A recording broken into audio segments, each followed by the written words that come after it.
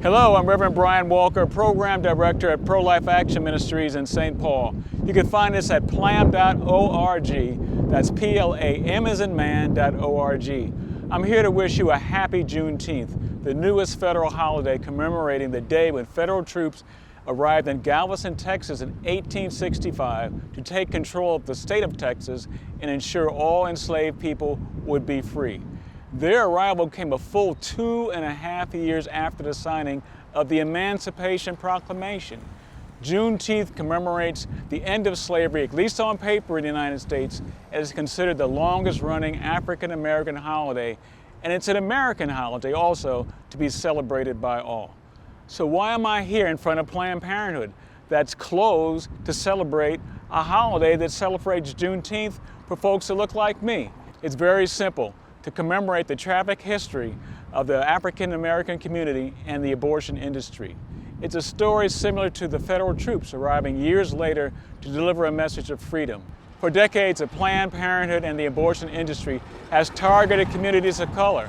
The famous civil rights activist Dick Gregory stated, "Now the womb of the black woman is seen as the latest battleground for oppression.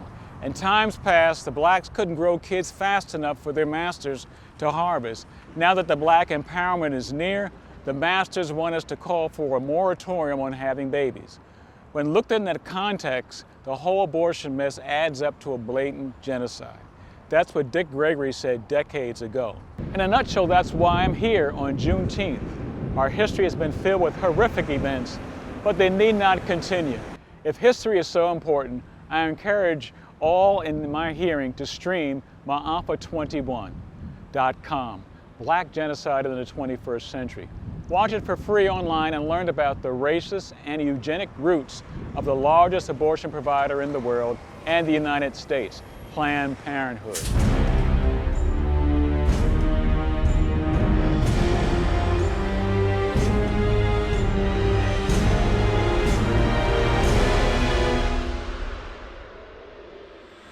Society can prevent those who are manifestly unfit from continuing their kind.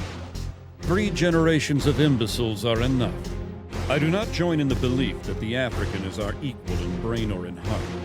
We are paying for and even submitting to the dictates of an ever-increasing, unceasingly spawning class of human beings who never should have been born at all.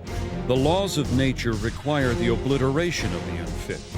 The best way to hate a nigger is to hate him before he is born. American eugenicists were routinely praising Hitler and holding up the Nazi eugenics program as a model for the United States to copy. Non-white races must be excluded from America. The red and black races, if left to themselves, revert to a savage or semi-savage state in a short time.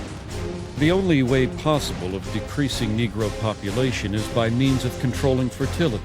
Birth control facilities could be extended relatively more to Negroes than to whites, since Negroes are more concentrated in the lower income and education classes. We hope that the restraint of population growth can come about through voluntary means. But if it does not, involuntary methods will be used. There should be national sterilization for certain dysgenic types of our population who are being encouraged to breed and would die out were the government not feeding them. If this movement continues, we soon may be accused of fighting poverty by eliminating the poor and overcoming hunger by removing the hungry. For all their failures, what the eugenics movement had accomplished was to lay the foundation for the next phase of their plan. And this is where they would find the success that they had been chasing for over 100 years.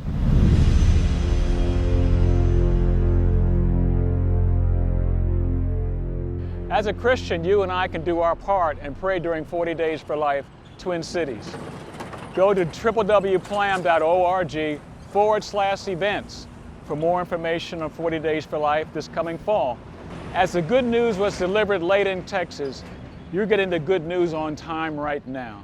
It's not too late to be informed about the greatest cause of death in the African American community today.